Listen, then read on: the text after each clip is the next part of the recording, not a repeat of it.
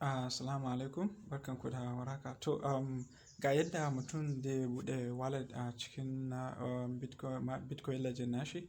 In ka shigo cikin Bitcoin Legend naka kamar haka, so mutum zai zo sai ya wato ainihin danna nan wurin. So in ka danna gefen nan wurin zai kawo ka wannan peji haka. So in ya kawo ka nan pejin haka, tun da ni dama na riga da na buɗe nawa, to kun ga gashi nan ga Bitcoin Legend, ga Bitcoin, ga Ethereum, ga USDT.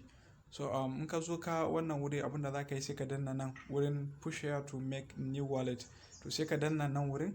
So in ka danna nan wurin, zai ɗauke ka sai ya kawo ka wannan wuri, zai nuna maka haka. So ga adadin coins da suke da shi a cikin wallet nasu.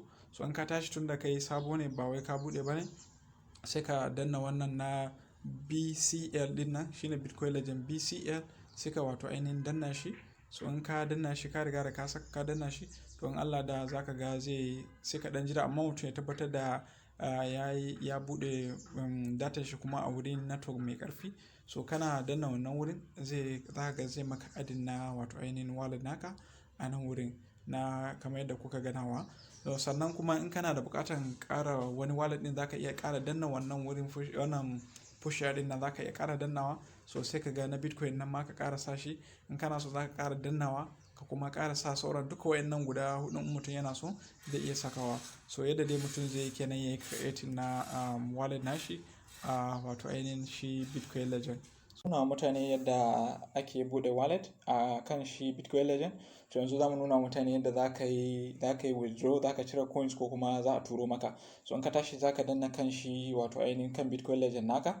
In ka danna, zai wato ainihin kawo ka cikin wannan pejin gashi nan. Za ka ga na saka aro a kai, make transaction. To sai ka danna kan wannan make transaction din. In ka danna, zai kawo ka wannan peji din.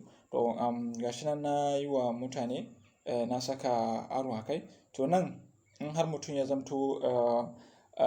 zamto cewa yana son wani ne zai turo masa, to zai copy wannan wallet address zai danna nan wurin copy, sai ya je sai ya ba wa mutum sai ya turo, shine deposit kenan. To in kuma ya zamto kai ne kake so zaka cire ko kuma zaka tura wa wani, to sai ka danna nan wurin, wannan wurin withdraw din. In ka danna, zai kawo ka nan pejin.